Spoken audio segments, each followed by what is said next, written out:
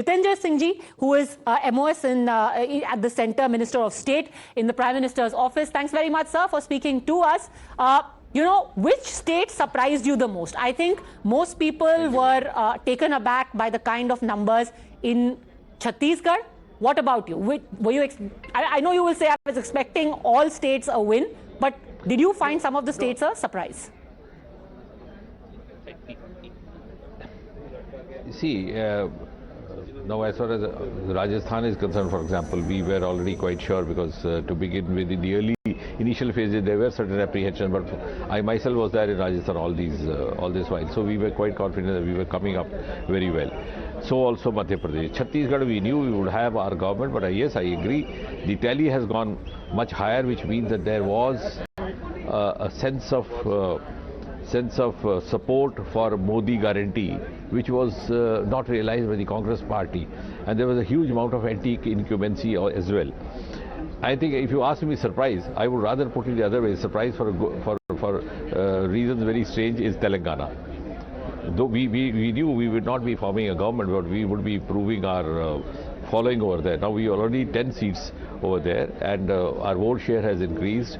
And if you recall the kind of rallies which were organized for Prime Minister Modi and the road shows by Prime Minister Modi, the kind of response that he received from the people of state, despite the constraints of language and all the other things, and the legacy also being of a not a very compatible nature as far as the Bharatiya Janata Party is concerned. I think it's tremendous. We've come up there and made inroads in Telangana, and that is also, I think, also brings to evidence another fact, that Modi is one name, which I think, unlike most of the prime ministers in the past, which unites India in a single chord, north, south, east, west, northeast, and regardless of caste, creed, culture, or language.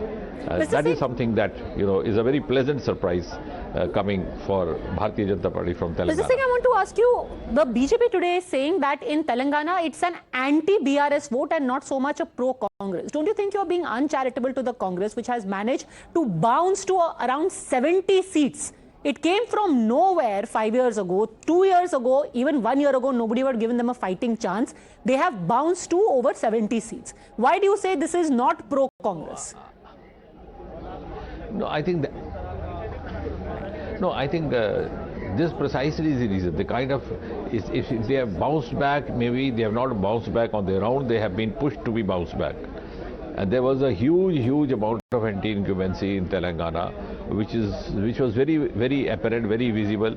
Even friends like you had been mentioning it from time to time, and it was very much there in Telangana. So the benefit, of course, had to be, sought by one of the other parties. The alternative has emerged in the form of Congress. Though we were there in the running, we have done very well, but as I said, we have some legacy issues. In spite of that, we have done tremendously well, and that has also given a kind of confidence that we have the capacity to make inroads into that state, or in fact all over South. And the manner in which the Prime Minister Modi has been received over there is much the same as in any other part of the country, even in the central India states. I want to ask that, I think, is a huge difference about how Bharatiya Janata Party. Yeah, I want to ask you one final question, sir. You were in Rajasthan, you campaigned across Rajasthan. 3 main themes that we picked up from the BJP. Most people seem to be saying ये तो एक issueless election है, कोई एक चीज जो है बड़ा मुद्दा नहीं बना रही है BJP. You spoke of Lal Diary also, you spoke of महिलाओं के खिलाफ अत्याचार also. But 3 main things came across. One was appeasement or तुष्टीकरण, second was corruption, and the third was crimes against women. In your assessment, finally, which one stuck? Which one benefited you? No, but to add to what you said, of course, all these 3 factors were there. But I think the other factor, which I was also mentioning in the course of the campaign over there, is that people in heart of hearts, without saying in so many words, were actually realizing the benefits of what we refer to as a double-engine Sarkar. Often this phrase or this expression is, sometimes taken with a tongue in cheek, but actually it has a meaning. And when people in Rajasthan saw the difference in comparison to the neighboring states like Uttar Pradesh, Madhya Pradesh, Gujarat, the manner in which the Modi schemes, whether it was the PM Swanidhi Yojana, whether it was the Ayushman, whether it was the Vishwakarma, all sorts of schemes, targeting such sections of society which had never been cared by the earlier governments, had been transformed and translated on the ground. But not so in Rajasthan. So people could realize that we have not received the kind of benefit which we could have received if we had a government which is compatible with the Modi government in the center. So that was a factor very hugely weighing on the mind of a common man.